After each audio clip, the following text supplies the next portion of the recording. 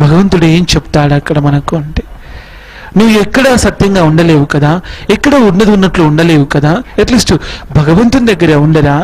నిన్ను అర్థం చేసుకునే భగవంతుడు, నిన్ను ప్రేమించే భగవంతుడు, నీపై కరుణ చూపే భగవంతుడు, నీపై అపారమైన కృప కలిగిన భగవంతుడు, నువ్వు ఏమి చేసినా నిన్ను క్షమించే భగవంతుడు, నిన్ను పరిశుద్ధపరిచి నీకు శక్తి సామర్థ్యాలు ఇచ్చి నీకు చక్కగా అనుగ్రహించి అభయాలిచ్చి వరాలిచ్చి సామర్థ్యం ఇచ్చి నీకు ప్రతిభావంతుని చేసి నీకు జీవితంను ప్రసాదించినటువంటి ఒక మాతృస్వరూపమైనటువంటి భగవంతుడు, నిన్ను ఉన్నది ఉన్నట్లుగా చూసే భగవంతుడు, నిన్ను ఉన్నది ఉన్నట్లుగా గ్రహించే భగవంతుడు, నీ మనసు తెలిసినవాడు, నీ హృదయం తెలిసినవాడు, నీ ఆత్మ తెలిసినవాడు, నీ ఉనికి మూలం అస్తిత్వం తెలిసినవాడు, నీ జీవిత చిరునామా తెలిసినవాడు, శాశ్వతంగా నిన్ను ఎరిగినవాడు, నీ అన్ని అనుభూతులు, నీ అన్ని భావాలు, నీ అన్ని స్పందనలు, నీ అన్ని రకాల ఆలోచనలు, నీ ప్రతిక్షణ జీవన యాత్ర లోపల చక్కగా భాగస్వామి అయి ఉన్నటువంటి ఒక సాక్షి సంబూతుడైన భగవంతుడు, దాచడానికి వీలు లేకుండా అన్నిటినీ నేరుగా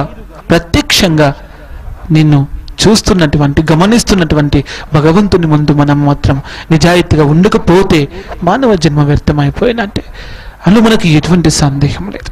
భగవంతుని దగ్గర మనం ప్రత్యక్షంగా ముఖాముఖిగా సత్యంగా ఉండి ప్రయత్నం చేయాలి. చేసినప్పుడు ఎట్లీస్ట్ అక్కడ ఒక దగ్గర మనం ప్రత్యక్షంగా సత్యంగా ఉన్నట్లయితే మన జీవితం అన్ని ఎక్కడ ఎలా ఉన్న బాధ లేదు, వ్యర్థమైన బాధ లేదు. ప్రపంచమంతా మన వ్యర్థుడు అన్న పరమాత్మ ఒక్కడు మనల్ని పరమార్థుడు అంటే చాలు, జీవితం ధన్యమైపోతుంది. ఈ ప్రపంచం మొత్తం అని పరమార్థుడు అన్న భగవంతుడు వ్యర్థులు అంటే జీవితంకు 0 మార్కులు పడతాయి.